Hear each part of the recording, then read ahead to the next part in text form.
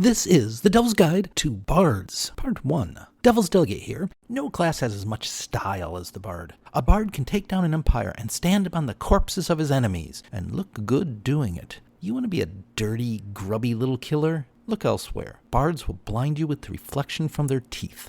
The 5e Bard is generally taken as one of the most effective classes. Beyond the legendary groove, they're on top because they're good at more things than any other class, and for most of those roles, the Bard is one of the best. 5e is the second most strategic version of the game, after 4e. So if you are less effective, you'll find there's less for you to do, and that's less fun. So what are those roles the Bard can take on? The Bard is a buffer, and the very best, ahead of the Cleric. A charismatic social face of the party, and the best, ahead of the Rogue. A controller, and one of the two best, behind the Wizard. A healer, and the third best, behind the Cleric and Druid, though for most builds, the Bard is a secondary healer. A utility caster, though he's not strong here, he's still the third best after Wizards and Tomelocks. And, while usually not, if the Bard chooses, he can take on the roles of Scholar, expert on the intelligence skills, and can be the best, ahead of the Artificer, though it will cost him in other jobs, and also backup Burglar for when the Rogue or Artificer fails. That's most of what a party needs. No other class comes close to that kind of versatility. Most are lucky to be good at two things. The only areas missing are tanking, defending, and striking, damaging. And for those it is lacking. But that isn't a problem. That's why a Bard adventures in a party. Pick up a Barbarian, Paladin, or Fighter, and those are covered.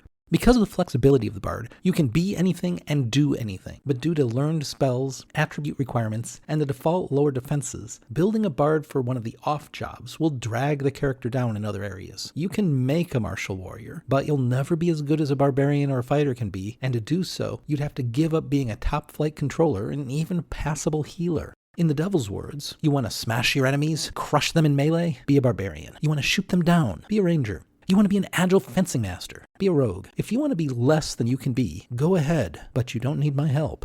So let's look at those class features. The basics. Hit die, D8, the standard for behind-the-line classes. It supplies too few points to get near melee. Fighters get D10 and Barbarians D12, but good enough for anyone standing 15 feet behind the party tank, and you shine next to the Wizards and Sorcerers D6. Armor? Light. Less than you'd like, but you can work with it, as long as you are staying far away from your enemies. Light armor means your dex matters, as you can add your entire dex modifier to your AC. High dex is nice, but means nothing next to your charisma. What you should get from this is that the Bard isn't fragile, but also isn't particularly hardy. As long as a Bard doesn't do anything stupid, like swinging a sword in melee, they'll be fine. But yes, keep an eye out for ways to get medium armor. Weapons. Simple weapons, hand crossbows, long swords, rapiers, short swords. And this is perfect. It's absolutely all a Bard could desire. A Bard doesn't want two-handed weapons. They need a free hand for somatic components, material components, and a spell focus. You can't fight with a halberd while holding a lute. Similarly, putting down and picking up items make longbows and heavy crossbows useless. So, you'd be looking for a one-handed, dex-based weapon. For melee, the rapier is as good as it gets, and the Bard gets it. For ranged, a hand crossbow has the advantage of being able to be held in one hand. So those are the Bard's weapons. Nothing would be better. But the important thing, sometimes missed by newer players, is the Bard should almost never use a weapon. Bards have better things to do with their actions than a few points of damage. If your Bard is shooting a crossbow, something's gone wrong. If they're using a rapier, things are completely off the rails. A Bard is better than that. Leave those trivialities to a fighter. You have a battle to win. Tools. Considering the Bard is known for knowing something about everything, it's noticeable that no artisan tools are available to the Bard. Well, with Jack of all trades, which we'll get to in a minute, the Bard's still okay with those tools, and unfortunately the game really doesn't give much mechanical benefit for them anyway, but still, it's noticeable. What you get is 3 musical instruments, and I admit, mechanically, these won't do much for you. But you can have such fun here. Work with your DM to bring in any instrument that you love. The Devil suggests against pianos. As your instruments are magical focuses, you'll want them even if you choose a less musical college. If you end up mainly making recitations, there's nothing wrong with a drum beat to keep you steady. Your saving throws are Dex and Charisma, and this is not the Devil's favorite pairing. For the less common save, Charisma's good. Failing either a Charisma or Intelligence save is catastrophic, whereas failing a Strength save is less problematic. You'll have ways to deal with that. And Charisma saves are more common than Intelligence saves, so Charisma's okay. But Dex... Well, at low levels, it's probably the best to have due to how commonly it will show up. But in general, failing a dex save just means some more damage, while failing a con save means more damage and perhaps a condition, while failing a wisdom save can mean having your mind taken over. The bard is a controller, so cannot afford to fall into an enemy controller's traps. Con saves are also what allows a bard to keep concentrating on a spell when damaged, so for a bard, I'd rank the common saves as wisdom most important, then con, and then dex.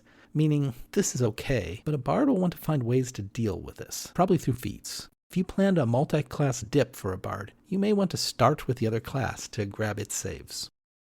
Skills. You will be the master of skills, the best D&D has. The class gives you 3, that's one more than most classes, and you can choose them from all of the 18 skills, and no other class comes close to that. The rogue only gets to choose from 11 of them, and most classes only have 5 or 8 of the options. Assume you'll gain 2 more skills from your background, so the bard will have 5 trained skills, and maybe a few more from its race. Not bad. And then at level 2, you gain Jack of all trades, which gives you half proficiency with all your non-proficient skills. Congratulations, you now know a little bit of everything. And this does affect tools, so as long as you are decent in the pertinent ability, you'll be passable with tools, including lockpicks. Oh, and Jack of all trades also works on initiative. This feature is why I never recommend the skilled or skilled expert feats for a bard. Gaining another skill proficiency does half as much for a bard as for any other class.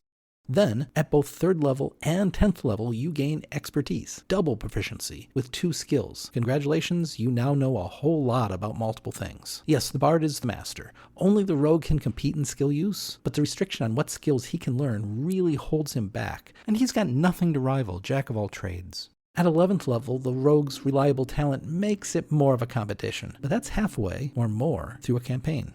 And that brings us to spellcasting, and the bard excels again. Most everything that can be done in 5e can be done better with magic, and the bard has the most expansive spell list in the game. Firstly, the list is a nice combination of the wizard's list and the cleric's list, plus a few from the other casting classes, with a few original spells to set the bard apart. The wizard's list is filled with excellent control, single target buffs, and utility spells, but it is notoriously lacking in healing. The bard's list takes the wizard control, buff, and utility spells, and fills in the missing healing from the cleric. The result gives the bard more range than any other caster, and then it gets better. Much better, with magical secrets. At levels 10, 14, and 18, the bard may choose 2 spells from any list to add to its own. If one of the best spells in the game is not already on the bard's list, it can be taken from the wizard list or the cleric or druid or warlock or even the ranger and paladin list. Does the bard need more control? Wall of Force is now available. Party need more healing? Grab Mass Heal. Want to fly in a griffin? The paladin's Fine Greater Steed, which he can't cast until 17th level, so probably never, belongs to the bard at 10th. Plus, when in doubt, wish.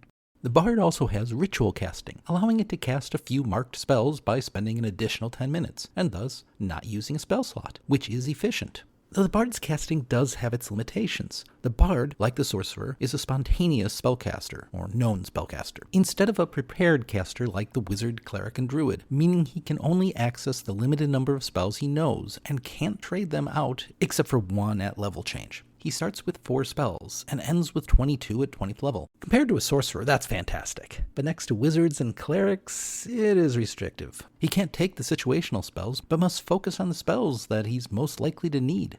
The next feature is Bardic Inspiration. This is another key feature of the Bard class. Using your overwhelming awesomeness, you inspire your allies to do better. You can give them an inspiration die that they can roll and add to an attack roll, ability check, or saving throw in the next 10 minutes. The die starts at d6, goes to d8 at 5th, d10 at 10th, and d12 at 15th. Time after time, this will make failed rolls succeed, elevating the bard to the best buffer in the game. All 3 uses are fantastic, but it's the saving throw boost that is game-altering. So many problems will now be overcome. You can do this as often as your charisma modifier allows, 3 or 4 times to start, but 5 quickly thereafter, as that charisma is going to be 20 as soon as it possibly can be. These dice will also fuel some features in your bardic college. At 1st level, you may need to be a little stingy, but at 5th level, the bard gains Font of Inspiration, which allows the dice to renew on a short rest. So hand them out like candy. Don't hold on to them or you'll waste them. The one problem with inspiration is players tend to forget about them, so if you're around a physical table, hand out actual dice.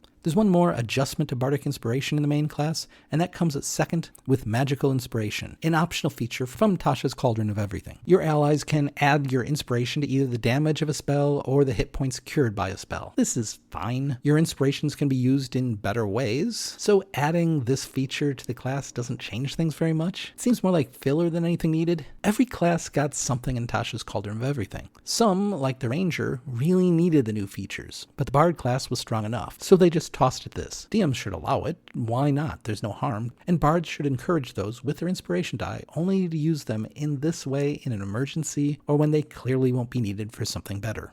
In addition to Jack of all trades and Magical Inspiration, second level brings Song of Rest. Your soothing performance can add a few hit points when your allies self-heal during a short rest. This is a pretty minor ability that solidifies you as a second-rate healer, which is better than most classes. And hey, a cleric doesn't get a healing feature. You know, every feature doesn't need to be great, and this one is thematic. The healing die rolled increases as your inspiration die, but not at the same level for no good reason.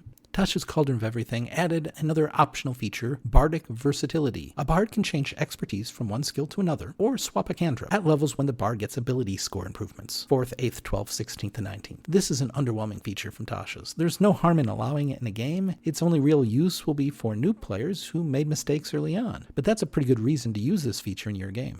Counter Charm is a 6th level feature. This is another not particularly great feature, which is, again, thematic, so the devil likes it. You can grant advantage on saving throws against Charm and Fear. Mechanically, it doesn't work well as you have to be already playing the charm with an action, and it only lasts till the end of your next turn, so chances are it won't be up whenever it would have been needed. Still, it isn't a bad ability, and it's fitting. Figure this is what your bard can be doing while you're traveling cross country, or walking the halls of a dungeon. That means no one will be able to jump out and frighten the party, or seduce it. I've seen multiple videos of people trying to fix this. Don't fix this. It doesn't need fixing. The flavor works, and if all the bard features were as good as magical secrets, he'd be a god. And finally, the capstone. At 20th level, a bard has reached the pinnacle of its career and is ready to receive its reward. That breathtaking feature that it will use for but one brief level in the final battle. And what is that feature? Superior Inspiration. If the bard rolls initiative and has no bardic inspiration dice left, it gains one. Well, that's anticlimactic. This final feature pales in comparison to taking a short rest. If it gave 5 dice like a short rest would, it would still be terrible. This is abysmal. Not that the Bard class is the only one to fall down here. Sorcerers, Rangers, and Monks are all sad. The poor monk can't catch a break. But then we have Barbarian, who get a fantastic capstone, gaining 4 points in both Con and Strength, with a new maximum at 24. Fighters and Druids also have it good. The Devil's preference would be for clever DMs to repair the weak capstone with a bit of homebrew. And to be fair, look after the Monk and Ranger, they need the love too. Assuming the DM hasn't fixed the capstone, the incentive to stick to single classing is low. If you stick with full casting classes, or an Artificer, there's no counter argument. If you're still getting your additional spell slot, you might as well dip into Wizard or Cleric or whatever your stat will allow. Now, taking a 1 level dip at 20th is not how I'd build a Bard, but it's better than taking the 20th level, at least in most cases. For today, that's the Bard. Its command of skills, spellcasting with the help of magical secrets, and the buffing power of bardic inspiration makes the Bard a top-tier class. It is not a jack-of-all-trades, master of none, but instead a master of many. Come back next time, and we'll go through the basics of creating a Bard, including ability scores, races, and skill choices. Now go forth so that others may envy you. A Bard would.